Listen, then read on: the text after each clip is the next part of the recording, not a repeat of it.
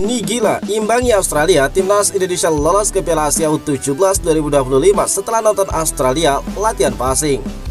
Buka-bukaan PSSI ungkap dari perlakuan tidak ramah Bahrain kepada timnas Indonesia. Sintayong dapat bantuan nyata dari Korea Selatan demi kalahkan Jepang. Simak berita selengkapnya hanya di channel ini. Selamat menyaksikan. Buka-bukaan PSSI ungkap dari perlakuan tidak ramah Bahrain kepada timnas Indonesia.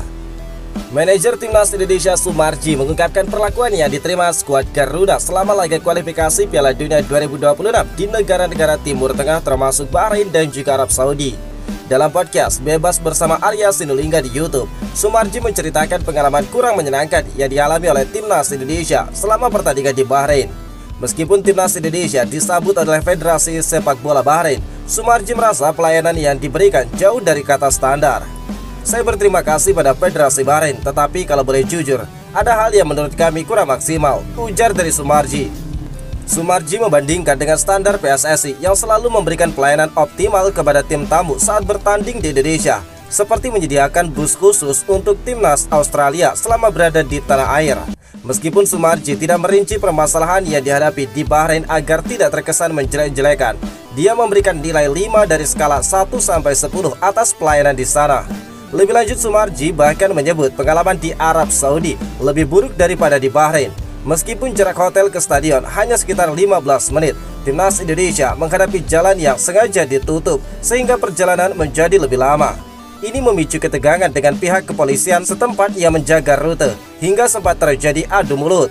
Situasi ini membuat Sumarji merasa bangga dengan Indonesia yang selalu memperlakukan tamu dengan lebih baik termasuk tim lawan. Selain itu, Sumarji mengapresiasi supporter timnas Indonesia yang selalu setia hadir bahkan dalam laga-laga di luar negeri. Sementara itu, ketika timnas Indonesia bertanding di Cina, dia tidak mengalami kendala serupa, namun menyayangkan pembatasan terhadap supporter Indonesia.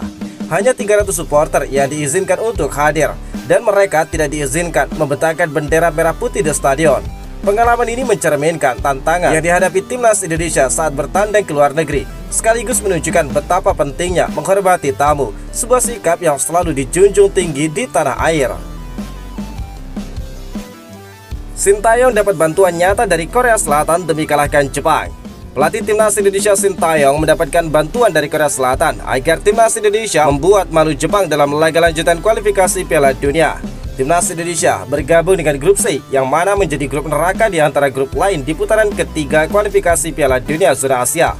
Sudah melewati 4 pertandingan, timnas Indonesia masih harus bertanding melawan Jepang. Timnas Indonesia pun bakal menjamu Jepang di Stadion Gelora Bung Karno, Jakarta pada 15 November nanti. Di laga kali ini, Sintayong tidak hanya bakal mendapatkan dukungan dari supporter timnas Indonesia, tetapi juga dari Korea Selatan. Sebagai sesama diaspora Korea Selatan yang tinggal di Indonesia, Sintayong mendapatkan bantuan dari seorang pengusaha, Son Chang-gyun. Dikutip dari laman Yonhap, komunitas masyarakat Korea Selatan di Indonesia bakal mendapatkan tiket dari Son Chang-gyun demi mendukung Sintayong.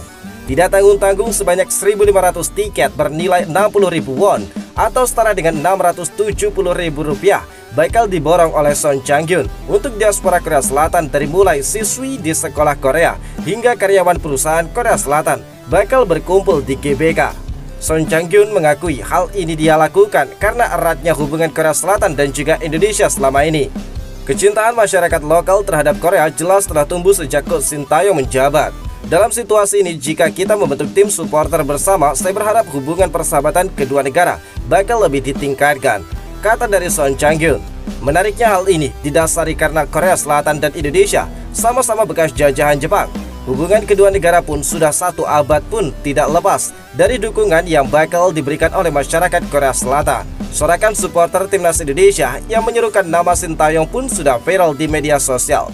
Mengingat selama ini tidak ada supporter Korea Selatan yang hadir, Son Chang-gyun menyebut ini bisa menjadi momen baik bagi kedua negara yang disatukan oleh sepak bola. Sementara itu, Jepang pun bakal didukung oleh 3.000 supporter yang bakal hadir langsung di Stadion Gelora Bung Karno.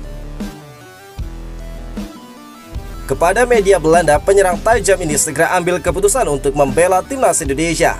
Penyerang Vitesse Arnhem, Miliano Jonathans, masih mempertimbangkan untuk membela timnas Indonesia.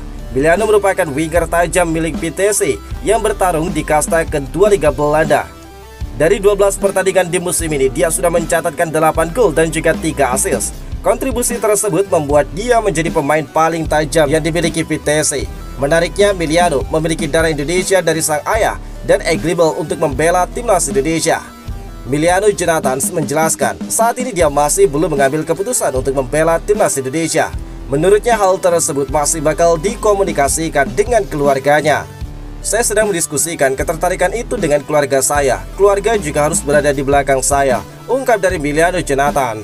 Pemain 20 tahun itu mengakui bahwa Indonesia adalah negara yang cukup fanatik dengan sepak bola. Menurutnya bisa membela skuad Garuda di masa depan adalah sebuah kebanggaan tersendiri. Namun dia menegaskan bahwa masih butuh waktu untuk mengambil keputusan tersebut. Sepak bola sangat hidup di sana dan saya melihat ini sebagai kesempatan yang luar biasa. Sangat menyenangkan bahwa mereka tertarik. Saya pikir saya bakal membuat pilihan pada akhir musim ini, ucap dari Emiliano. Emiliano sendiri baru saja mendapatkan penghargaan Best Talent periode 2024-2025 SD Divisi. Penghargaan ini diberikan karena kontribusinya yang maksimal saat bermain untuk Vitesse. Jika Emiliano sampai bergabung dengan timnas Indonesia, maka ini bakal menjadi kerugian besar bagi timnas Belanda. Bakatnya yang luar biasa bakal sangat berharga di masa depan. Ini gila, imbangnya Australia, timnas Indonesia lolos ke Piala Asia U17 2025 setelah nonton Australia latihan passing. Timnas Indonesia sukses mengamankan tiket Piala Asia U17 2025. Turnamen di Arab Saudi tahun depan menjadi penampilan ke-7 Garuda Muda sepanjang masa. Penampilan di Piala Asia U17 sekaligus membuka kans Indonesia lolos ke Piala Dunia U17 2025. Syaratnya Indonesia mampu melangkah sampai semifinal. Timnas Indonesia melangkah ke turnamen utama setelah bermain imbang tanpa gol melawan Australia pada laga pamungkas grup G kualifikasi Piala Asia U17. Hasil ini tidak mengubah posisi klasmen akhir. Australia keluar sebagai juara grup dan Indonesia dipastikan menjadi salah satu dari 5 runner-up terbaik yang juga mendapatkan tempat. Skema permainan di 5 menit awal babak kedua tidak berbeda jauh dari babak pertama. Australia mengambil inisiatif penguasaan bola, sementara timnas Indonesia U17 mencoba melakukan serangan balik sesekali. Australia seperti tidak ingin gegabah dalam melakukan serangan. Novarianto masih belum melakukan pergantian pemain saat pertandingan memasuki 60 menit. Jalannya pertandingan di babak kedua cenderung lebih lambat. Tempo permainan menurun drastis. Australia mengatur ritme permainan bola di tengah lapangan dengan tiba-tiba melakukan serangan mendadak lewat umpan jauh. Beruntung anak asuh Novarianto tidak terpengaruh dengan strategi Australia itu. Skuad Garuda Muda mampu menjaga fokus mereka. Memasuki menit ke-75 belum ada gol yang tercipta. Australia hanya memainkan bola di tengah lapangan. Pemain Australia hanya latihan passing antar pemain di tengah lapangan selama 10 menit laga berjalan. Tanpa adanya niatan untuk menyerang ke lini pertahanan timnas Indonesia, memasuki menit ke-80 masih tanpa gol. Sementara itu Zahabi, Goli dan kawan-kawan hanya menunggu adanya serangan dari pemain Australia.